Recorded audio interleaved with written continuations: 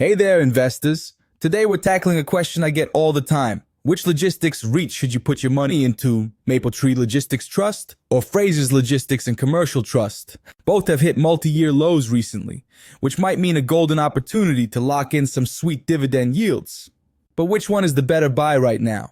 You might think all REITs are basically the same. Just buy the one with the highest yield, right? Well, not so fast. The differences between these two popular Singapore REITs could mean thousands of dollars in your pocket over the long run.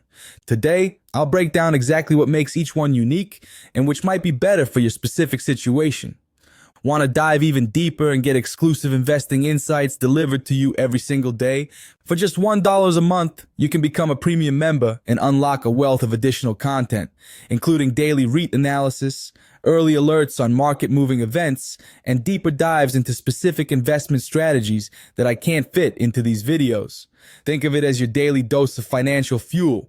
More on how to join after the intro. Hey friends, welcome back to the channel.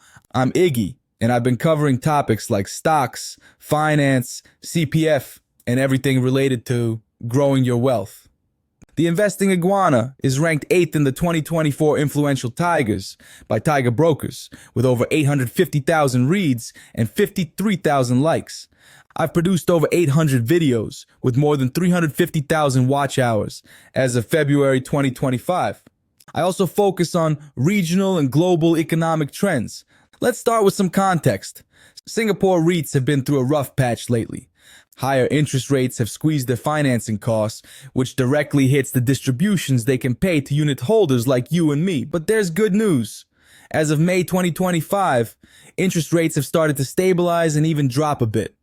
This has sparked new interest in REITs, with many showing positive signals after significant price drops. Both MLT and FLCT have recently cut their distributions due to higher borrowing costs. MLT's distribution dropped by nearly 10%, while FLCT's fell by 3.4%.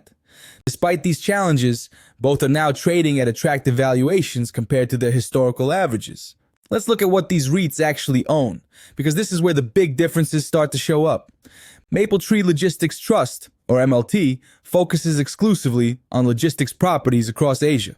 They own 185 properties spread across 9 markets, including Singapore, Australia, China, Hong Kong, India, Japan, Malaysia, South Korea, and Vietnam. Think of MLT as your ticket to Asia's logistics growth story. The trust has a major focus on Singapore, Hong Kong, and China, with over 60% of its portfolio in these 3 countries.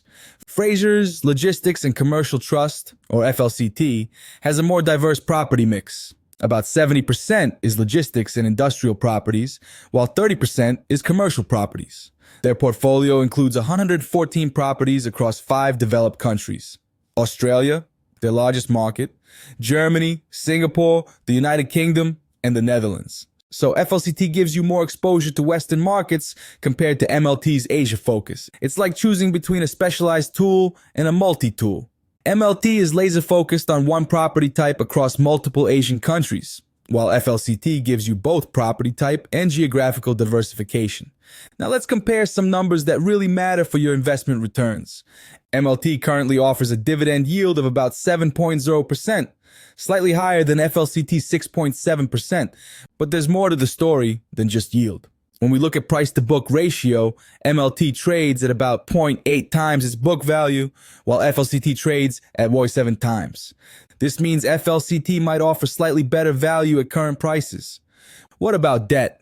This is crucial in a higher interest rate environment. MLT's leverage exceeds 40% when perpetual securities are treated as debt, which is on the higher side. FLCT has a healthier balance sheet with lower leverage, giving it more flexibility to weather challenges and possibly make new acquisitions. Both REITs maintain high occupancy rates, with MLT at about 97%, and FLCT's logistics assets also performing well. However, FLCT's commercial properties have shown some weakness, with occupancy around 85%. Think of it this way. MLT is like a sports car with a bigger engine, higher yield, but also carrying more weight, higher debt.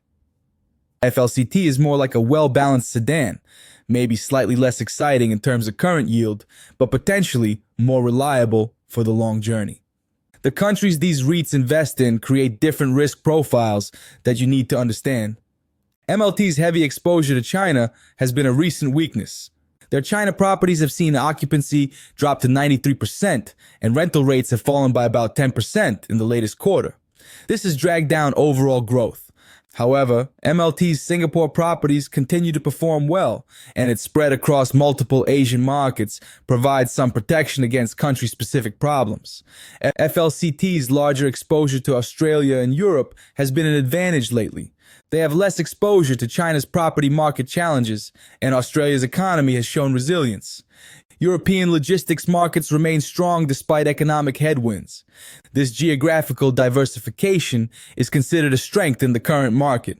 Have you thought about which regions you expect to perform better in the coming years? Your answer to this question might help you decide between these two REITs. For income investors, distribution growth is the name of the game. MLT's management has historically shown the ability to grow distributions over the years. However, recent weakness in China and higher borrowing costs have impacted this growth. Their DPU dropped nearly 10% in the latest report, mainly due to higher borrowing costs, while net property income only fell by 1.5%.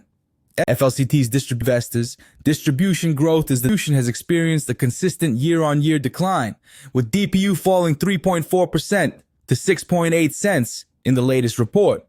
A 40% jump in finance costs was the main factor, even though net property income actually rose by 2.7%. They've also increased the number of units in issue, which dilutes the distribution per unit. While both REITs have faced distribution pressure, FLCT has shown more resilience in maintaining its distributions despite similar challenges. It's like comparing two boats in a storm. Both are taking on water, but one is bailing slightly more effectively. How these REITs plan to grow in the future is important for your long-term returns. MLT actively manages its portfolio through acquisitions of quality properties, with recent buys in China, South Korea, and Malaysia, divestments of non-core assets, over $600 million divested at an average premium, and portfolio rejuvenation to meet evolving customer needs. They also have proposed new acquisitions in Japan, Australia, and South Korea. FLCT focuses on acquisition growth of quality properties, leveraging its sponsors, Frasers Property, Network, and right of first refusal, active asset management and tenant engagement, and capital and risk management, including currency and interest rate hedging. They also look at selective development opportunities. Both REITs have clear growth strategies, but FLCT's approach appears more diversified across property types and geographies.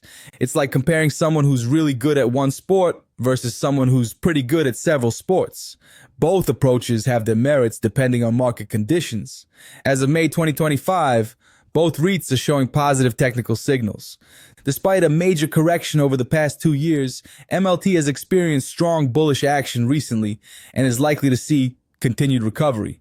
The price has formed a solid base and is showing signs of upward momentum.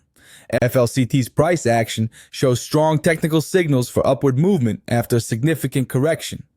The REIT has broken above key resistance levels and appears to be establishing a new uptrend.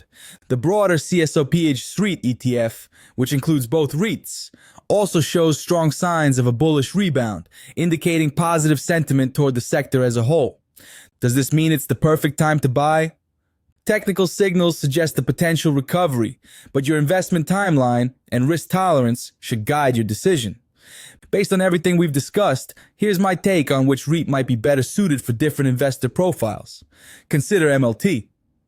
If you want exposure to Asia's logistics growth story, you're comfortable with higher China exposure, you prefer a slightly higher current dividend yield, you believe in the long-term growth of e-commerce in Asia, and you're willing to accept potentially higher volatility, consider FLCT. If you prefer geographical diversification across developed markets, you value a stronger balance sheet, you want exposure to both logistics and commercial properties, you're looking for potentially more stable distributions, and you're concerned about China's property market challenges. So what's the bottom line?